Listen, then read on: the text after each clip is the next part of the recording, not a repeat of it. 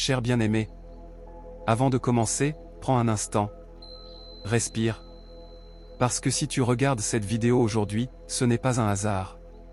Il y a des moments dans la vie où tout semble bloqué. Tu avances, mais quelque chose résiste. Tu pries, mais les portes ne s'ouvrent pas. Tu fais de ton mieux, pourtant les obstacles s'accumulent.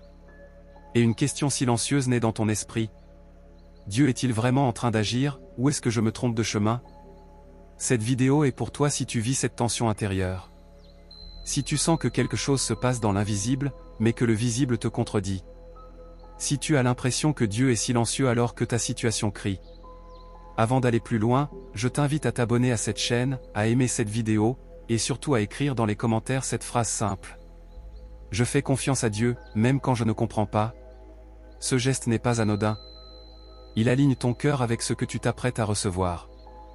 Dans ce message, tu vas découvrir comment Dieu travaille précisément là où tu vois des blocages. Comment les obstacles peuvent être des signes, non d'un refus, mais d'une préparation.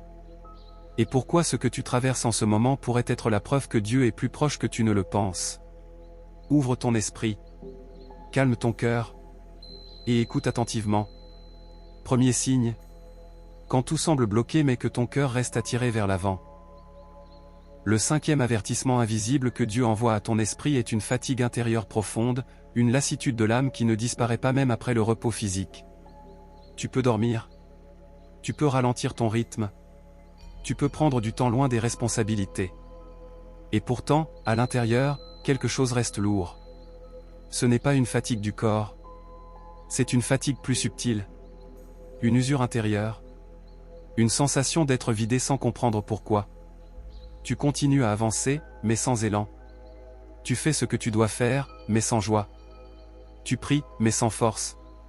Tu parles, mais sans conviction. Et souvent, tu mets cela sur le compte du temps, des épreuves, des responsabilités. Mais parfois, cette fatigue est un langage spirituel. Dieu utilise parfois la fatigue intérieure comme un signal d'alarme. Non pas pour t'écraser, mais pour t'arrêter. Non pas pour te punir, mais pour te réaligner. Dans la Bible, il existe une différence claire entre le repos physique et le repos de l'âme. Le corps peut se reposer sans que l'âme soit en paix. Mais quand l'âme est en paix, même le corps retrouve sa force. Quand cette fatigue persiste, c'est souvent le signe que tu portes quelque chose que Dieu ne t'a jamais demandé de porter. Un fardeau émotionnel. Une responsabilité spirituelle. Une pression intérieure. Parfois, tu avances par habitude. Par devoir. Par peur de décevoir. Mais plus par conviction. Et cette dissonance intérieure finit par épuiser l'âme. Dieu ne t'appelle jamais à avancer en te vidant de l'intérieur. Son chemin peut être exigeant, mais il est porteur de vie. Quand l'âme s'épuise, c'est souvent parce qu'elle lutte contre une direction, une saison ou une charge qui n'est plus alignée. Très souvent, cette fatigue apparaît quand tu refuses de lâcher quelque chose. Une relation. Un projet. Une position. Une attente. Tu continues à tenir alors que Dieu te demande de déposer. Et ton esprit le sait. Mais ton cœur résiste. Alors Dieu permet cette fatigue comme un message silencieux. Il te dit, tu ne peux pas continuer ainsi. Il te dit, reviens à moi. Il te dit, dépose ce qui n'est pas de moi. Dans les Écritures, Jésus invite ceux qui sont fatigués et chargés à venir à lui. Cela signifie que certaines fatigues ne se soignent pas par le sommeil, mais par l'abandon. Cette fatigue est un appel à ralentir intérieurement. À écouter. À prier différemment. À demander non pas plus de force, mais plus de clarté. Car quand Dieu réaligne, la force revient. Quand Dieu soulage, la paix revient. Quand Dieu reprend la charge, l'âme respire de nouveau. Si tu ressens cette fatigue aujourd'hui, ne la méprise pas. Ne la combats pas seulement avec des solutions humaines. Va devant Dieu avec honnêteté. Demande-lui ce que tu portes en trop. Demande-lui ce que tu dois lâcher. Demande-lui où tu avances sans lui. Car cet avertissement invisible est aussi une invitation. Une invitation à retrouver le repos véritable. Celui qui ne dépend pas des circonstances, mais de la présence de Dieu. Et lorsque tu répondras à cet appel, tu découvriras que Dieu ne te retire pas ta force. Il te la restitue, mais d'une manière plus saine, plus profonde, plus durable. Deuxième signe. Quand Dieu utilise l'obstacle pour révéler ce qui doit être purifié en toi. Il y a des obstacles que Dieu ne retire pas immédiatement, non pas parce qu'ils tardent, mais parce qu'ils révèlent. Ils mettent en lumière ce qui était caché. Ils exposent des zones de ton cœur que même toi, tu ne voyais pas clairement. Quand tout va bien, beaucoup de choses restent enfouies. Les motivations sont rarement testées. Les intentions ne sont pas éprouvées. La foi n'est pas mise sous pression. Mais quand un obstacle apparaît et persiste, quelque chose commence à remonter à la surface. L'impatience, la peur, le besoin de contrôle, la dépendance à l'approbation des autres, les attentes mal placées, les attachements excessifs. Et c'est précisément là que Dieu travaille. Beaucoup prient pour que l'obstacle disparaisse, alors que Dieu l'utilise comme un miroir spirituel. Il ne cherche pas à t'humilier. Il cherche à te préparer. Car ce que Dieu veut te confier demande un cœur purifié. Dans les Écritures, Dieu n'élève jamais quelqu'un sans d'abord l'avoir travaillé intérieurement. Et souvent, ce travail passe par des situations inconfortables, répétitives, frustrantes. Regarde Moïse. Avant de libérer un peuple, il a dû passer 40 ans dans le désert. Pas parce que Dieu l'avait oublié, mais parce que son caractère avait besoin d'être transformé. L'homme impulsif, en colère, sûr de lui, devait devenir un homme humble, dépendant, à l'écoute. Le désert n'était pas un retard. C'était une purification. Quand Dieu travaille derrière un obstacle, il s'en sert pour retirer ce qui ne pourra pas coexister avec la bénédiction qu'il prépare. Certains rêves sont purs, mais les motivations qui les accompagnent ne le sont pas toujours. On peut vouloir servir Dieu, mais aussi chercher la reconnaissance. On peut vouloir avancer, mais refuser de lâcher le contrôle. On peut vouloir la bénédiction, mais sans accepter le processus. Alors Dieu permet l'obstacle. Et cet obstacle devient un filtre. Il filtre les raisons pour lesquelles tu continues. Il filtre la profondeur de ta foi. Il filtre ta dépendance réelle à Dieu. Si tu continues malgré la lenteur, malgré le silence, malgré l'absence de résultats visibles, c'est que quelque chose de vrai est en train de naître en toi. Mais si l'obstacle te pousse à la colère permanente, au repli, à l'amertume, ce n'est pas pour te condamner. C'est pour te révéler ce qui a besoin d'être guéri. Dieu ne travaille jamais seulement sur les circonstances. Il travaille d'abord sur l'intérieur. Car un cœur non préparé peut transformer une bénédiction en fardeau. Beaucoup ont reçu trop vite ce qu'ils demandaient, et cela les a détruits. Pas parce que la bénédiction était mauvaise, mais parce que l'intérieur n'était pas prêt.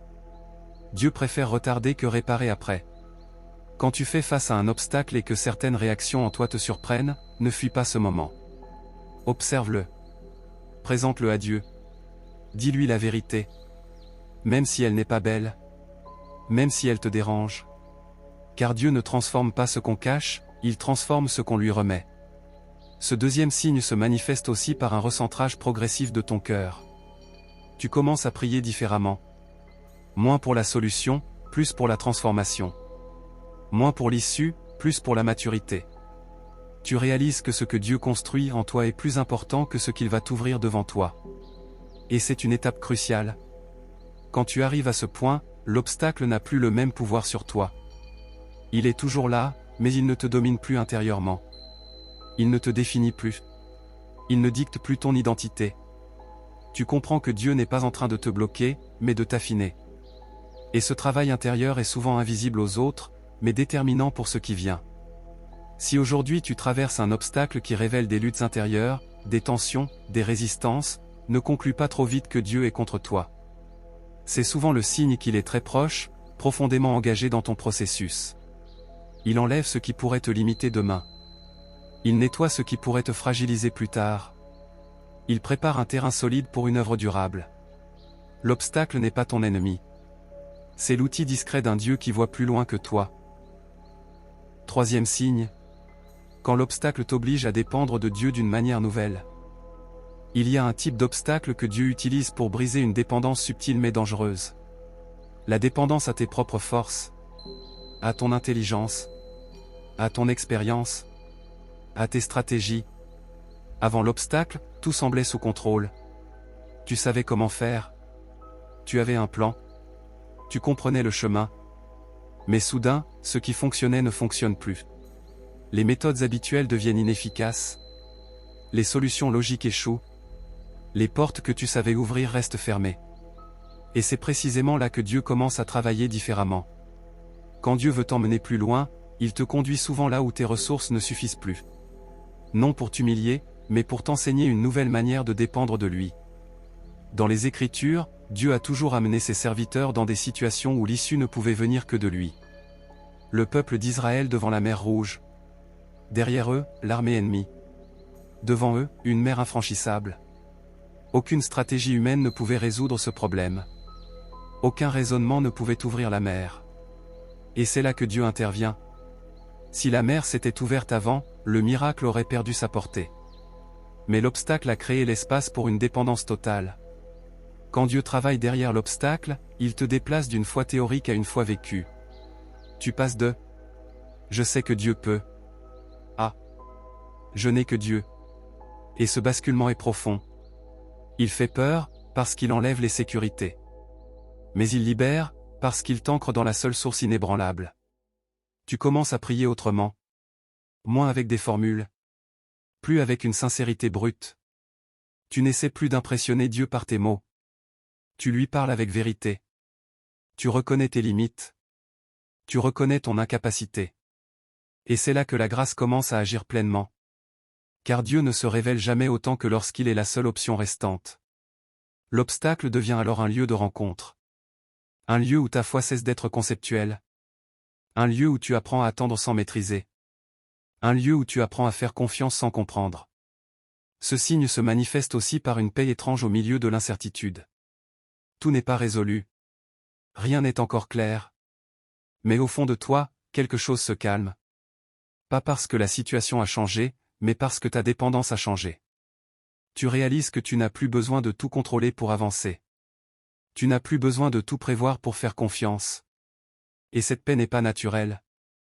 Elle est spirituelle. Elle naît quand tu acceptes que Dieu travaille là où toi tu es arrivé au bout. Beaucoup résistent à cette étape. Ils luttent pour reprendre le contrôle. Ils s'agitent davantage. Ils multiplient les décisions précipitées. Mais ceux qui discernent que Dieu est à l'œuvre derrière l'obstacle font un choix différent. Ils s'arrêtent. Ils écoutent. Ils attendent. Et dans cette attente, quelque chose de profond se construit. Une confiance qui ne dépend plus des circonstances. Une foi qui ne repose plus sur des résultats immédiats. Une relation plus intime avec Dieu.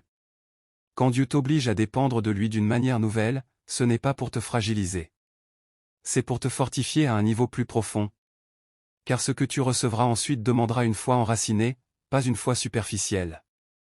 Si aujourd'hui tu fais face à un obstacle qui t'a dépouillé de tes certitudes, de tes plans, de ton sentiment de maîtrise, ne panique pas. Tu n'es pas en train de perdre pied. Tu es en train d'apprendre à marcher autrement. Et cette dépendance nouvelle est l'un des signes les plus puissants que Dieu travaille derrière ce que tu vois. Quatrième signe. Quand l'obstacle révèle ce qui doit être purifié en toi. Il y a des obstacles qui ne sont pas là pour te bloquer, mais pour te révéler. Pas pour te condamner, mais pour te purifier. Pas pour t'arrêter, mais pour t'aligner. Quand Dieu travaille derrière un obstacle, il s'en sert souvent comme d'un miroir spirituel. Avant, tout allait vite. Tu avançais porté par l'élan. Par les résultats. Par les encouragements. Mais l'obstacle t'arrête. Il te ralentit. Il t'oblige à regarder à l'intérieur. Et ce que tu découvres n'est pas toujours confortable. Des peurs cachées. Des motivations mélangées. Des blessures non guéries. Des dépendances spirituelles ou émotionnelles. Des attentes mal placées. Ce n'est pas l'obstacle qui crée ces choses. Il les révèle. Dieu n'expose jamais pour humilier. Il expose pour guérir. Dans la Bible, l'or n'est jamais purifié sans le feu. Et ce feu n'est pas un signe d'abandon. C'est la preuve de la valeur. Quand Dieu te prépare à quelque chose de plus grand, il ne peut pas te laisser avancer avec des fissures intérieures qui finiraient par te détruire plus tard. Alors il permet l'obstacle. Il permet la pression. Il permet le ralentissement. Parce que ce qui n'est pas traité dans le secret finit toujours par exploser dans la lumière. Regarde Joseph. Avant le palais, il y a eu la fosse. Avant l'autorité, il y a eu l'injustice. Avant la reconnaissance, il y a eu l'oubli. Pourquoi autant d'obstacles alors qu'il avait reçu une promesse claire? Parce que Dieu devait purifier son cœur avant d'élever sa position. Sans la prison, Joseph aurait peut-être utilisé son pouvoir pour se venger. Sans l'humiliation, son orgueil aurait survécu à son appel. Sans la solitude, son caractère n'aurait pas été affermi. L'obstacle a été l'atelier de Dieu. Quand Dieu travaille derrière ce que tu vois, il touche souvent à ton cœur avant de toucher à ta situation. Il enlève ce qui ne peut pas entrer dans la prochaine saison. Il corrige ce qui deviendrait dangereux avec plus d'influence. Il affine ce qui doit porter du fruit durable. Et c'est là que beaucoup se trompent. Il prie pour que l'obstacle disparaisse, alors que Dieu attend qu'il comprenne ce qu'il révèle. Il demande une sortie rapide, alors que Dieu cherche une transformation profonde. Mais si tu discernes ce signe, ta posture change. Tu ne demandes plus seulement « Seigneur, enlève cet obstacle ». Tu commences à demander « Seigneur, qu'est-ce que tu veux purifier en moi à travers cela ?» Et cette question change tout. Parce qu'à partir de ce moment, l'obstacle perd son pouvoir de frustration. Il devient un outil, un lieu de croissance, un espace de vérité. Tu apprends à reconnaître tes failles sans te condamner, à confesser sans te cacher, à demander de l'aide sans honte. Et Dieu honore toujours un cœur qui accepte d'être travaillé. Ce processus fait parfois mal. Parce que Dieu touche à des zones sensibles. Des zones que tu évitais. Des zones que tu justifiais. Mais ce qu'il enlève aujourd'hui, c'est ce qui t'aurait limité demain. Ne résiste pas à ce signe.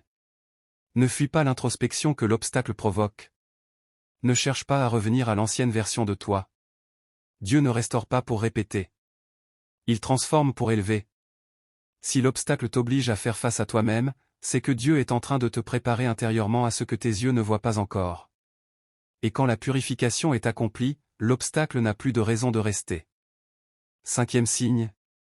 Quand l'obstacle te sépare de certaines personnes, lieux ou habitudes. Il y a des obstacles qui ne concernent pas directement la situation, mais les connexions autour de la situation. Des liens, des relations, des environnements, des habitudes. Quand Dieu travaille derrière un obstacle, il utilise parfois ce blocage pour provoquer une séparation nécessaire. Avant, certaines choses faisaient partie de ta vie naturellement. Des personnes avec qui tu marchais. Des lieux que tu fréquentais. Des rythmes que tu considérais normaux. Mais depuis l'obstacle, quelque chose change. Des distances se créent. Des relations deviennent lourdes. Des conversations ne nourrissent plus. Des environnements te fatiguent spirituellement.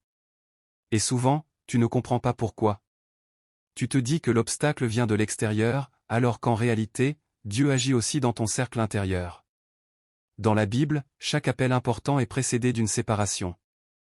Abraham a dû quitter son pays, sa parenté et la maison de son père avant de voir la promesse s'accomplir. Élisée a dû quitter son champ et ses bœufs pour suivre Élie. Les disciples ont dû laisser leur filet pour marcher avec Jésus. Ce n'est jamais par cruauté. C'est par alignement. Dieu ne peut pas t'emmener dans une nouvelle dimension avec des attaches qui appartiennent à l'ancienne. Et quand tu refuses de te détacher volontairement, Dieu permet parfois un obstacle qui rend l'ancien chemin impraticable. Ce n'est pas un rejet. C'est une protection. Certaines personnes ne sont pas mauvaises, elles sont simplement incompatibles avec ce que Dieu prépare. Certains lieux ne sont pas pécheurs, ils sont juste trop étroits pour la saison qui arrive. Certaines habitudes ne sont pas visibles, mais elles étouffent ta sensibilité spirituelle. L'obstacle agit alors comme un filtre. Il révèle qui peut marcher avec toi dans le futur et qui ne le peut pas. Il révèle ce qui te nourrit vraiment et ce qui te vide. Il révèle ce qui t'élève et ce qui te maintient au même niveau. Et cette étape est souvent douloureuse. Parce qu'elle touche à l'attachement, à l'affectif, à la peur de la solitude. Tu te demandes pourquoi Dieu permet l'éloignement. Pourquoi certaines portes relationnelles se ferment. Pourquoi tu te sens parfois seul dans ce que tu traverses. Mais ce que tu vis n'est pas un isolement destructeur. C'est une mise à part constructive. Dieu préfère parfois te faire marcher seul un temps plutôt que mal accompagné longtemps. Car certaines voix t'empêcheraient d'entendre la sienne. Certaines influences brouilleraient ta vision. Certaines présences ralentiraient ton obéissance. Quand Dieu travaille derrière l'obstacle, il nettoie ton entourage comme on nettoie un terrain avant de construire. Et si tu regardes honnêtement, tu verras que depuis cet obstacle, ton discernement a augmenté. Tu ressens plus vite ce qui n'est pas aligné. Tu tolères moins ce qui te tirait vers le bas. Tu ressens un appel plus fort à la cohérence intérieure. Ce n'est pas de la dureté. C'est de la maturité spirituelle. Ne force pas ce que Dieu est en train de séparer. Ne retiens pas ce qu'il est en train de retirer. Ne culpabilise pas de ne plus rentrer dans certains cadres. Ce que Dieu enlève aujourd'hui, c'est ce qui n'aurait pas supporté la bénédiction demain. Quand l'obstacle provoque une séparation, c'est souvent parce qu'un nouveau niveau de clarté, de responsabilité ou d'onction approche. Et seuls ceux qui sont alignés pourront marcher avec toi dans cette nouvelle saison.